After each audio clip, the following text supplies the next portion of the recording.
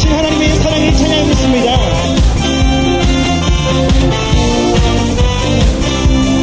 우리 함께 고백합니다.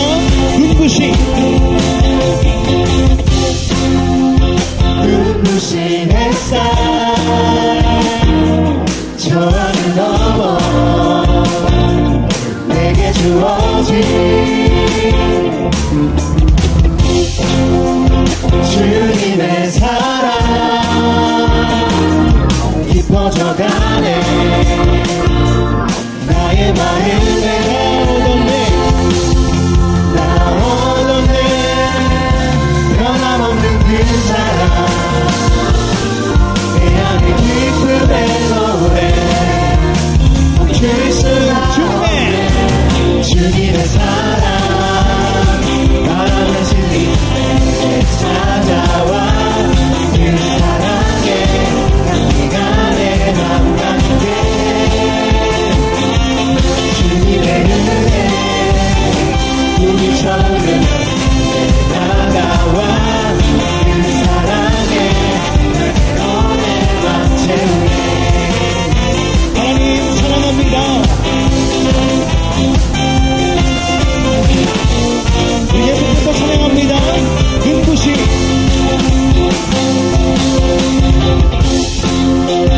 눈부신 햇살 저 하늘 넘어 내게 주어진 주님의 사랑 깊어져가네. 나의 마음에 나오던 내 변함없는 그 사랑 내 안에 기쁨의 노래 멈출 수가 주님의 사랑 바람의 진리 찾아와 그 사랑에 향기가 내 맘 가득해. 주님의 은혜 우리처럼 다가와 그 사랑에 열매로 내 맘 채워. 주님의 사랑 바람의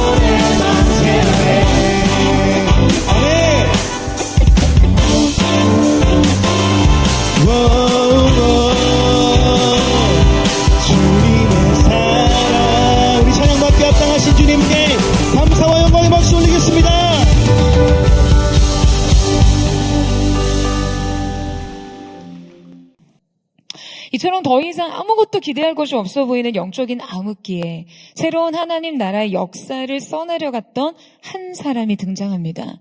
자, 오늘 본문 속의 배경이 되는 이 시대는요, 영적 생명력이라는 거는 찾아볼 수 없는 재난과 같은 시대 상황 안에 있었습니다. 당시 이스라엘은 사사시대, 그들은 불순종과 타락, 부패를 일삼고 있었어요. 그러니까 하나님이 그러한 이스라엘을 불쌍히 여기셔서 사사들을 보내시고 그들에게 구원을 주시지만 이내 그들은 다시 부패해서 영적인 고통과 절망 속에 빠집니다. 하나님의 영광이 사라진 것 같은 시대, 하나님의 이상이 희귀했던 시대, 여러분, 누군가 필요했어요. 영적 죽음이 만연한 시대 안에서도 살아 깨어서 주님 앞에 반응할 한 사람, 하나님의 영광을 회복시킬 사람, 하나님의 새로운 대안은 바로 사무엘이었습니다.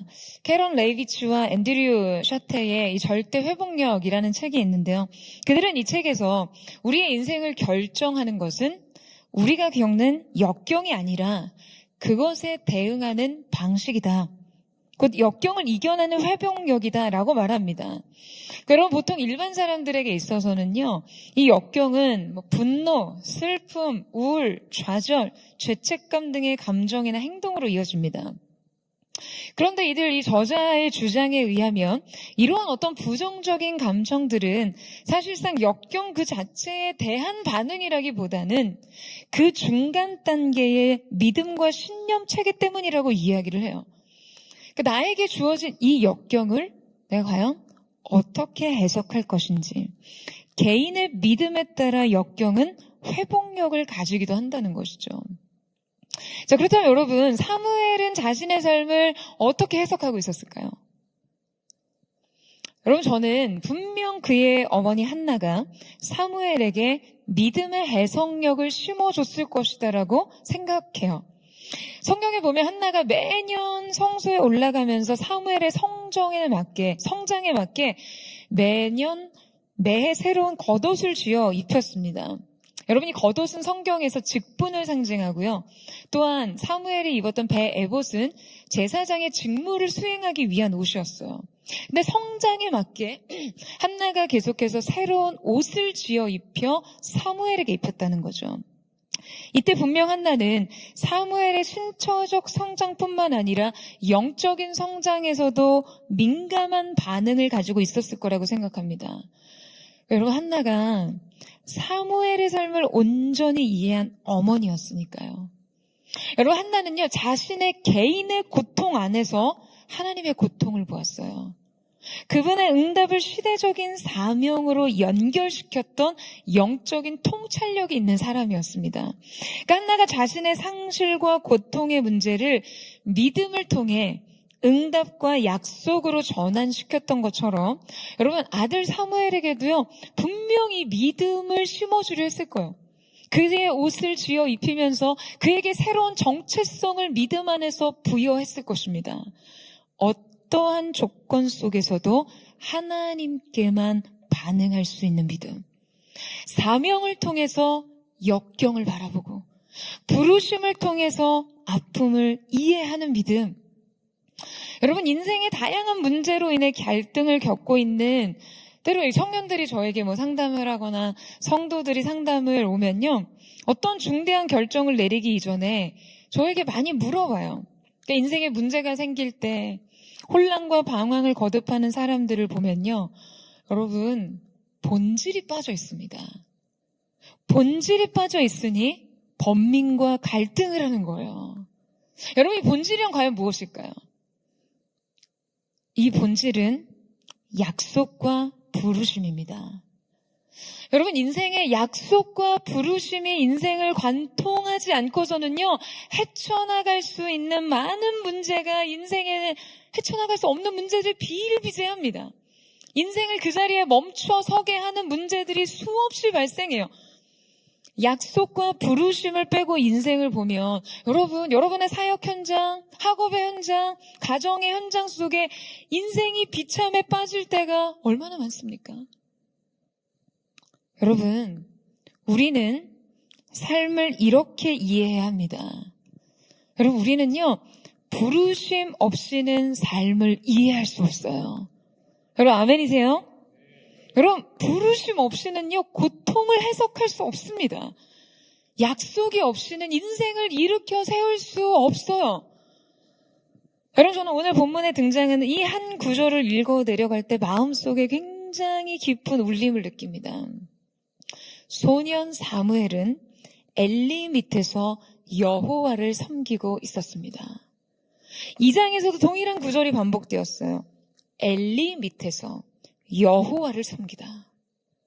여러분, 이 한 줄의 말씀이 얼마나 중요한 인생의 태도가 함축되어 있는지 모릅니다. 여러분, 사무엘은요, 엘리 밑에 있었지만 여호와를 섬기고 있었습니다. 사무엘은 엘리의 영향력 아래 있을 수밖에 없었어요. 그의 삶 전체는 엘리에게 종속되어 있었죠. 사무엘에게 엘리는 또 하나의 부모였고 스승이었고 영적 지도자였고 운명이었고 벗어날 수 없는 세계였습니다. 하지만 사무엘은 여호와를 섬기고 있었어요. 여러분, 이것이 바로 사무엘의 결정이었습니다. 사무엘의 인생 회복력인 것이죠. 그는 엘리 제사장을 수종 들었지만 근본적으로 하나님을 섬기고 있었어요. 그의 방향성은 명확하게 하나님을 향한 것이었고 하나님을 의식한 것이었어요. 여러분, 인생의 다양한 문제가 우리를 완전히 정복하고자 할 때 끊어낼 수 없는 인생의 습관들, 지배적인 영향력, 그냥 그 복잡한 이해관계, 그 안에 온갖 고통과 상실을 느끼는 여러분, 우리 자신을 이 말씀 앞에 세우십시오. 지금 여러분의 세계가 무엇이든, 여러분의 현실 세계에서 여러분을 지배하고 여러분이 종속되어 있는 관계가 무엇이든 여러분이 말씀 앞에서 여호와를 섬기는 하나님의 사람들 되시기를 주님의 이름으로 축원합니다. 여러분이 어느 아래에서 누구를 위해 일하든 세상 속에서 무엇을 하든 여러분, 결국 우리가 진정 섬겨야 할 오직 한 분은 바로 주님이셔야 한다는 사실입니다. 여러분, 이 결정이 있을 때요, 여러분 안에 이 믿음의 태도가 있을 때 여러분 그 인생에 무엇이 올까요? 막 성공의 기회가 옵니까? 행운이 올까요? 그의 인생에 말씀이 오는 것이죠. 오직 그의 인생에만 들리는 말씀이요. 여러분, 1절 시작하면서 성경 기자가 여러분 뭐라고 이야기를 하죠? 여호와의 말씀이 희귀하여 이상이 흔히 보이지 않았더라, 이렇게 얘기합니다. 그리고 2절에 3절을 보면 엘리의 눈이 점점 어디어 가서 잘 보지 못하는 그때에 그가 자기 처소에 누웠고 하나님의 등불이 아직 꺼지지 아니하였으며 사무엘은 하나님의 궤에 있는 여호와의 전 안에 누웠더니. 여러분, 저는요 정말 이 말씀을 읽을 때마다 정말 가슴이 뜨거워집니다. 하나님의 역사를 기대하기에는 이미 너무 깊어진 어두움. 그 어두운 밤 모두가 자기 처소로 돌아가 인생의 안락으로 이불을 덮고 잠에 빠져 있는 그 시간, 여전히 그 깊은 어둠 중에서도 하나님의 궤 가장 가까이에 몸을 누인 한 사람. 여러분, 바로 이때 지금 성경이 무엇을 말하고 있습니까? 하나님의 등불이 아직 꺼지지 않았다고 표현해요. 자, 출애굽기 말씀에 보면 성소의 등불은 규례상 해가 져서 해가 다시 뜨기 직전까지 켜 있도록 했습니다.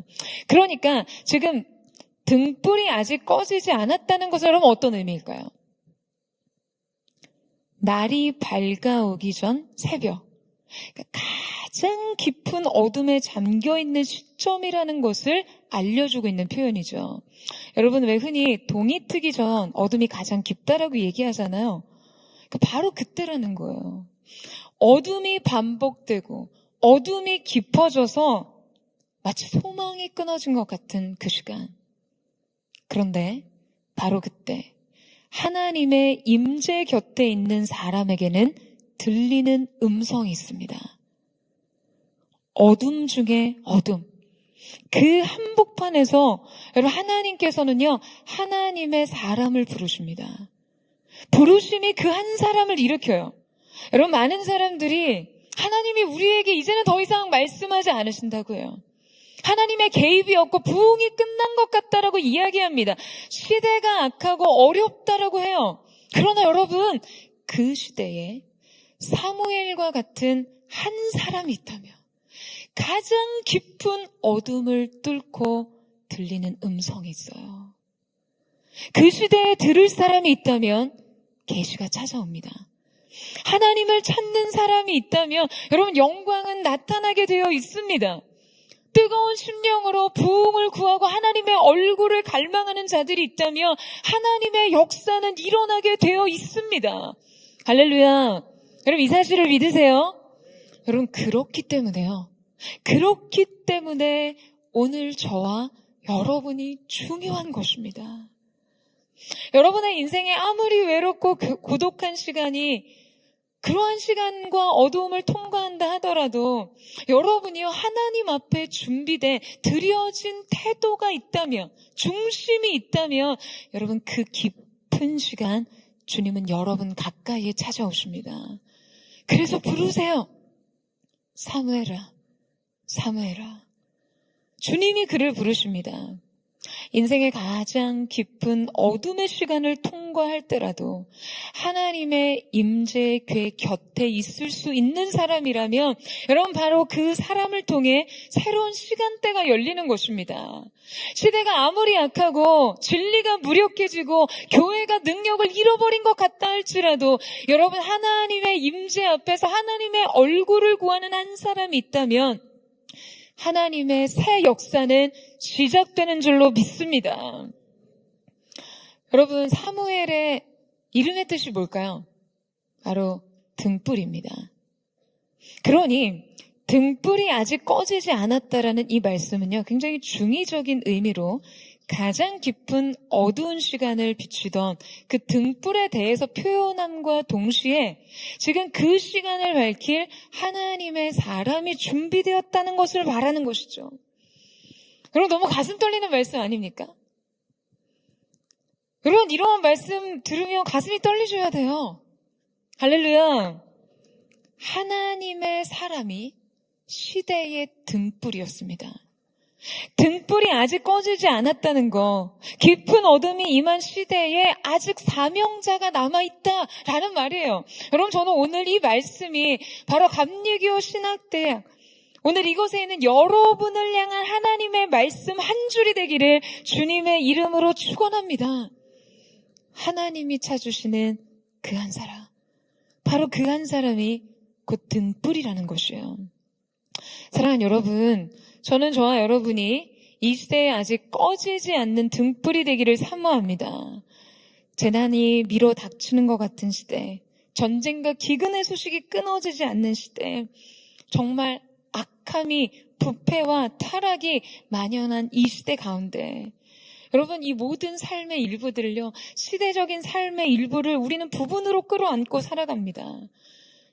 몇 년 전 코로나가 지나가는, 그래서 새로이 맞닥뜨렸던 매일의 일상의 당면 과제도 언제나 처음이었지만 위드 코로나의 시간을 지나서 때로운 시대적 국면 앞에서도요, 여러분 시대의 영적 매뉴얼 또한 모든 것이 처음이에요. 그저 상황에 적응하며 상황에 길들여지며 그냥 이 시간 속에 적당한 안전지대를 찾아 웅크리는 사명자들에게는 여러분 죄송하지만 내일의 영성은 없습니다. 여러분 그들에게 내일의 부흥은 없어요. 지금 자녀를 낳을 수 없는 불임의 고통을 통해 그 영적인 시대의 계보를 이어갈 수 없었던 신적인 하나님의 영적 불임의 고통을 끌어안고 있었던 하나님의 아픔을 깨닫고 인생의 응답을 부르심으로 연결시킨 한 사람. 인생의 고통을 사명이라는 현미경으로 들여다보면서요, 눈물의 의미를 뒤바꾼 한 사람, 시대의 깊은 어둠과 개인의 비할 수 없는 상실과 그 외로움 안에서도 선택하지 않는 고통을 삶의 조건으로 받아들이며 살아가야 되는 삶 안에서도 여전히 여호와의 궤 곁에 몸을 누인 한 사람, 시대의 만연한 가치와 습관과 태도에도 불구하고 오직 여호와 한 분만을 섬기겠다고 결정한 한 사람. 사랑하는 여러분, 저는 오늘 여러분이 바로 그 한 사람이 되시기를 축복합니다. 이 시대의 사무엘이 되세요. 여러분 자신의 삶을 어떻게 느끼고 계시나요? 그냥 인정받지 못하고 내던져진 것처럼 느끼십니까? 매일의 일상의 분투와 고통과 괴로움과 갈등 속에 던져져 있다라고 생각하세요? 여러분, 그 인생에 위대한 부르심이 있습니다. 그 고독한 제단 곁에서 그 시대 그 어디에도 없던 하나님의 음성이 있었어요. 여러분, 그 음성 속에서 새로운 삶이 열립니다. 우리를 부르신 그분의 계획이 열려요. 여러분, 저는 오늘 여러분이 정말 하나님의 그 음성에 민감한 사람들 되시기를 축복합니다. 그 어둠 중에 꺼지지 않는 등불같이 그분을 기다리는 한 사람이 되시기를. 그래서 여러분 때문에 하나님께서 우리 시대에도 다시 말씀하시도록, 여러분 때문에 하나님께서 우리 시대에 다시금 부흥의 불길을 일으키시도록, 그렇게 이 시대의 부흥의 등불, 시대의 등불로 사는 감리교 신학대 모든 학생들 되시기를 주님의 이름으로 축복합니다. 여러분 축원합니다. 새로운 시대를 여십시오. 하나님의 새로운 대안이 되세요. 하나님의 등불로 서십시오. 주님의 말씀이 찾아오시기까지 그 얼굴을 구하며 기다리고, 그 말씀이 임했을 때 그 말씀에 인생 전부를 걸 수 있는 영광스러운 하나님의 사람으로서 그 인생을 사는 여러분 되시기를 주님의 이름으로 축원합니다. 우리 함께 기도하겠습니다. 사랑하는 주님, 오늘 여호와의 궤 곁에 섰던 사무엘처럼 시대적 깊은 어두움의 모든 현실의 상황 속에서 나를 지배하는 종속된 삶의 관계와 환경과 현실의 수많은 허다한 문제 앞에서도 오직 여호와 하나님 한 분을 섬기며 그 부르심과 약속 위에 서는 하나님의 사람들이 되기를 원합니다. 오늘 이곳에 있는 하나님의 부르심을 입은 한 사람 한 사람 머리 위에 거룩하신 성령님 주님의 손을 얹으셔서 기름 부어주시고 말씀하여 주시고 이들의 인생을 성령으로 불러일으켜 이 시대의 부흥의 횃불로 사용하시는 하나님의 놀라운 영광의 도구 되게 하여 주옵소서. 이들의 인생이 하나님 앞에 또한 부르신 시대 앞에서 꺼지지 않는 등불이 되기를 원하오니 거룩하신 주님, 날마다 주님의 임재로 함께 하시고 진리의 말씀이 이들의 심령에 뜨거운 불이 되어 주님을 섬기고 주님 맡기신 사명을 넉넉히 감당하는 거룩한 하나님의 사람들 되게 하여 주시옵소서. 그렇게 함께 하실 주님 앞에 감사와 찬양을 드리며 살아계신 예수님의 이름으로 기도드립니다.